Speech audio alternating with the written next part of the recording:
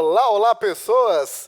Professor Judeu na área. E agora, o nosso bizu estratégico diz respeito a um tema incrivelmente relevante em várias e várias provas dos concursos militares, que é a chamada quantidade de movimento. Cara, quantidade de movimento é um tema relativamente simples, mas que precisamos colocar todos os pingos nos is, entender o que é o vetor quantidade de movimento, como calculá-lo, e quais as aplicações principais, né? A quantidade de movimento é uma releitura de leis de Newton.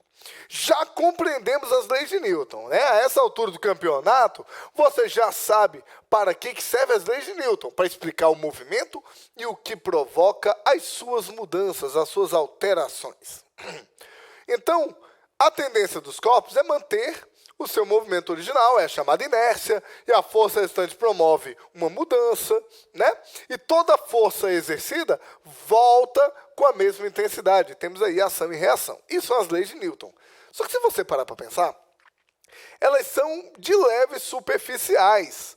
Falando dessa forma, sem muita profundidade, você não consegue aplicar isso em questões.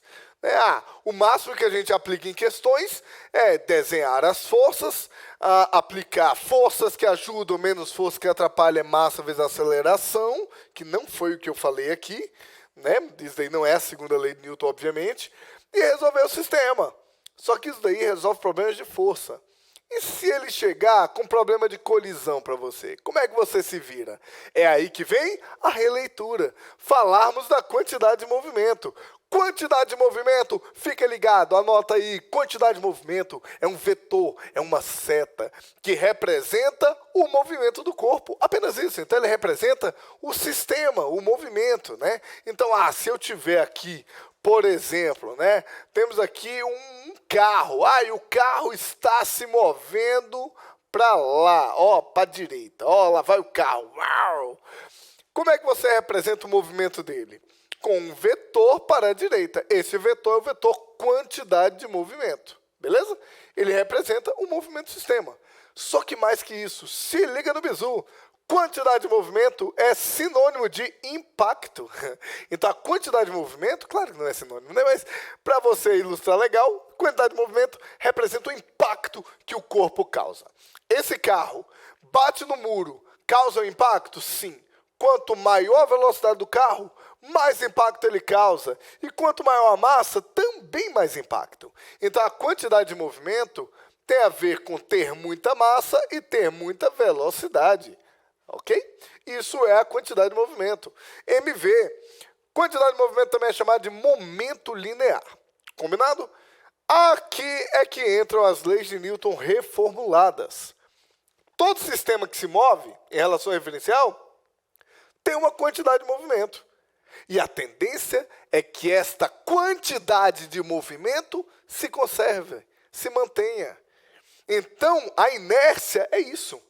Em vez de você falar, o movimento, o sistema tende a manter seu movimento uniforme ou em repouso até que uma força... Não.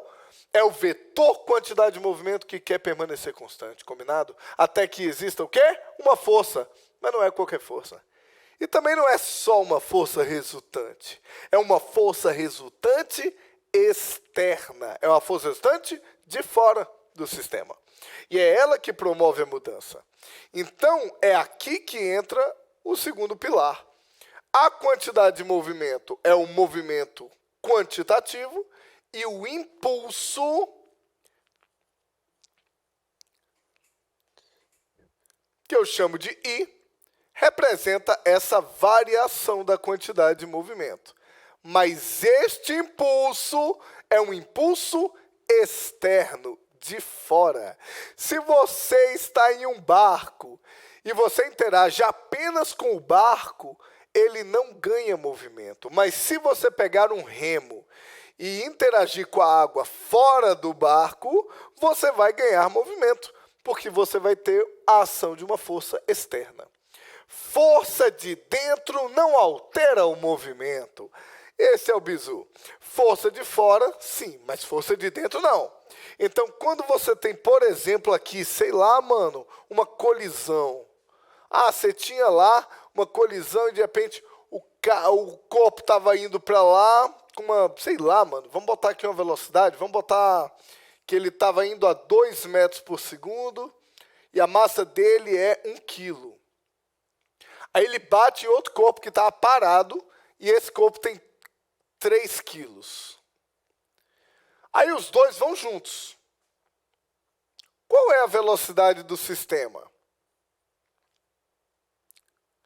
Bom, se eles estão juntos, nós temos 4 quilos se movendo, certo?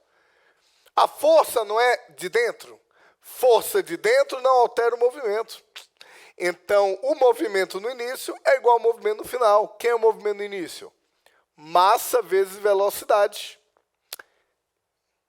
É igual a massa vezes velocidade. Essa velocidade deu meio metro por segundo. Facinho, suave. Isso é a quantidade de movimento.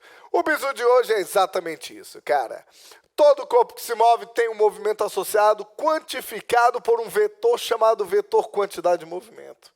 E para alterá-lo, você precisa de uma força resultante externa que promova um impulso. Com essas dicas, você vai arrebentar questões de quantidade de movimento. Valeu!